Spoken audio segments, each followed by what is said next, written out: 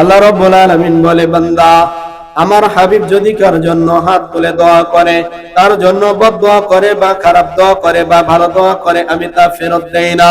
কারণ দুনিয়ার ভিতরে সবচেয়ে বেশি প্রিয় হলো আমার হাবিব। আমার হাবিব দোয়া করবে আর আমি তা ফেরত দিব, তা হইতে পারে না। ও বান্দা, ও বান্দি, রমজান মাস তোমাদের দিলাম তোমাদের গুনাহ মাফ করার জন্য। আমি আল্লাহ ঘোষণাও দিয়ে দিছি আমার রাসূলের মাধ্যমে। আমার নবী ডাক দিয়ে বলে, উম্মত, এই যে রমজান মাস, প্রত্যেকটা রমজান মাসের প্রত্যেকটা দিন মুমিন বান্দা বান্দির কমসে কম একটা করে আল্লাহ দোয়া কবুল করে। আর কপাল পরা মুসলমান, 30টা রোজার 30টা দিন যদি আমরা একটু দোয়া করি, 30টা প্রয়োজন যদি আল্লাহর কাছে বলি, 30টা দোয়া যদি আল্লাহ কবুল করে, আমাদের লস হবে না, আমাদের লস হবে না, আমাদের লাভ ছাড়া আমাদের ক্ষতি হবে না।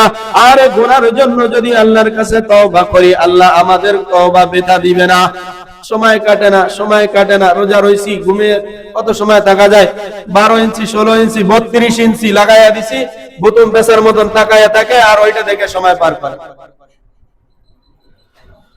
এলা আমরা মুসলমান, রোজা রাইখা সময় কাটে না, কি করবে? 36 ইঞ্চি সাইরা দিয়ে এরপর সিরিয়াল দেখার সময় কাটে। কোন দিক দিয়ে ফজর আর কোন দিক দিয়ে আসর গেল তখন আর টের পায় না।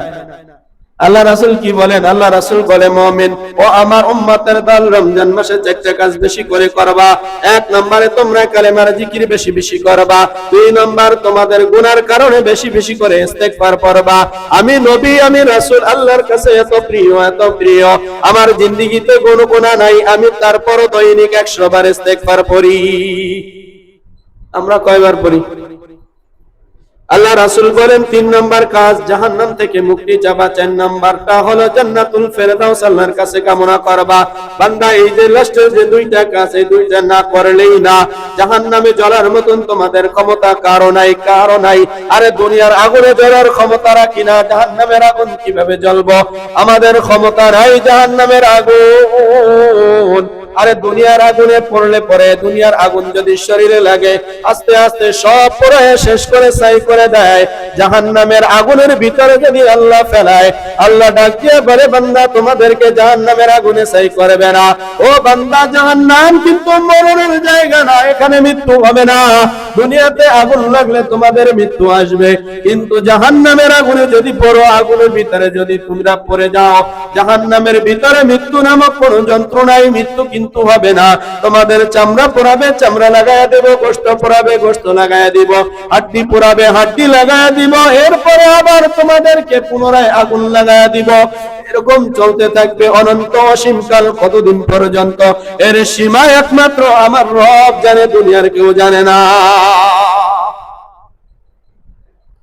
একটা আশ্চর্য হাদিস শুনাই। আল্লাহ রাসূল সাল্লাল্লাহু আলাইহি সাল্লাম ঘুমায় আছেন, 2 জন ফেরেশতা আসছে, আয়েশা আল্লাহ রাসূলকে ধরছেন, দইরা উঠাইছেন, দইরা উঠায় চলেন, আল্লাহ রাসূলকে বলেন চলেন।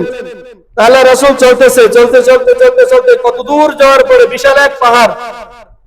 2 জন ফেরেশতা বলতেছেন, ইয়া রাসূলুল্লাহ, ইয়া হাবিবাল্লাহ, পাহাড়ে ওঠেন। আল্লাহ রাসূল বলেন যে আমি তো উঠতে পারি না। তো 2 জন ফেরেশতা বলে, আমরা আপনাকে সহযোগিতা করব, উঠানোর জন্য সহযোগিতা করব। অনেক সময় বাচ্চারা গাছে ওঠে, গাছে উঠলে পরে উঠতে পারে না, কি করে? পায়ের নিচে হাত দিয়ে বাজায় দেয়, ঠিক না? যে উঠো, ধরছি, তোমার ভয় নাই। জিবরাইল আমিন আলাইহিস সালাতু ওয়াস সালাম আরেকজন ফেরেশতাকে নিয়ে এসে বলতেছেন, ওঠেন, আপনাকে সহযোগিতা করব। উপরে যখন উঠছে, ওঠার পরে আমার নবী চিৎকারের আওয়াজ শুনে, ভয়ঙ্কর একটা আওয়াজ শুনে, তো জিবরাইল আমিন আলাইহিস সালাতু ওয়াস সালামকে বলতেছেন, ভাই জিবরাইল, এই আওয়াজটা শুনতেছি, এই আওয়াজটা কোথার থেকে আসে? এই আওয়াজটা কোথার থেকে, কিরকম আওয়াজ, বিচ্ছিরি আওয়াজ লাগে, এটা কেমন আওয়াজ? বলে, এটা জাহান্নামের গর্জন আর জাহান্নামের আওয়াজ। বলে, সামনে চলেন, এখনো বাকি আছে, এখনো বাকি আছে। সামনে কিছু দূর যাওয়ার পরে দেখি আশ্চর্য ঘটনা, কিছু মানুষের ঠ্যাং উপরের দিকে লাগাইয়া, ঝুলাইয়া, লটকাইয়া, মাথাটা নিচের দিকে লাগাইয়া দিছে। লাগাইছে তো লাগাইছে, এই যে 2টা চল আছে না, চল 2টা করাত দিয়ে চিরতেছে, করাত দিয়া কাটতেছে, রক্তগুলা টপ টপ করে পড়তেছে। এখন বলেন, একটু কল্পনা করেন, পা 2টা উপরের দিকে, মাথাটা নিচের দিকে, করাত দিয়া লালগুলা চিরতেছে, দৃশ্যটা কেমন? নবী ডাক দিয়ে বলে, জিবরাইল, এই দৃশ্য দেখলাম, এই দৃশ্যটা তো দেখার মতো না। ও জিবরাইল, আমাকে খবর দাও, আমাকে খবর দাও, এই সমস্ত লোক কারা, আর এই শাস্তি কিসের জন্য? জিবরাইল আমিন ডাক দিয়ে বলে, নবী আশ্চর্য হবেন না, এটা আপনার উম্মতের দল। বলে, আমার উম্মতের দল কারা? এই সমস্ত মানুষ মাথাটা নিচের দিকে, পা দুটা উপরের দিকে, চোয়ালগুলা গালগুলা করাত দিয়ে চিরতেছে, কাটতেছে, রক্তগুলা টপকায় টপকায় পড়তেছে, জজরে পড়তেছে, মাথা ভিজে যাইতেছে, চল সব গালগুলা ভিজে যাইতেছে, রক্তে লাল হয়ে যাইতেছে। ও জিবরাইল, বলো, এই সমস্ত আমার উম্মতের লোক, এই সমস্ত লোক তারা, এই শাস্তি কিসের জন্য? জিবরাইল আমিন ডাক দিয়ে বলে, নবী, এই সমস্ত মানুষ আপনার উম্মতের দল, যারা রমজান মাস পাইছে, রমজান মাসে রোজা রাখার পরে রোজাগুলা ইচ্ছা করে অনিচ্ছাকৃত ইচ্ছা করে রোজাগুলা ভেঙে দিছে, বলে ইফতারের আগে তারা ইফতার করে ফেলছে।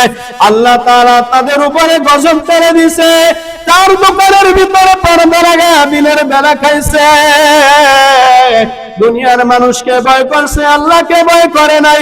ও নবী, ও রাসূল, এই সমস্ত মানুষ যারা রমজান মাস পাইয়া রোজা রাখে নাই, রমজান মাসে দিনের বেলা পর্দা লাগাইয়া খানা খাইছে, ঘরের ভিতরে খানা খাইছে, বলে রোজা রাখার পরে ইচ্ছা করে ভেঙে ফেলছে, এদের শাস্তি এইরকম।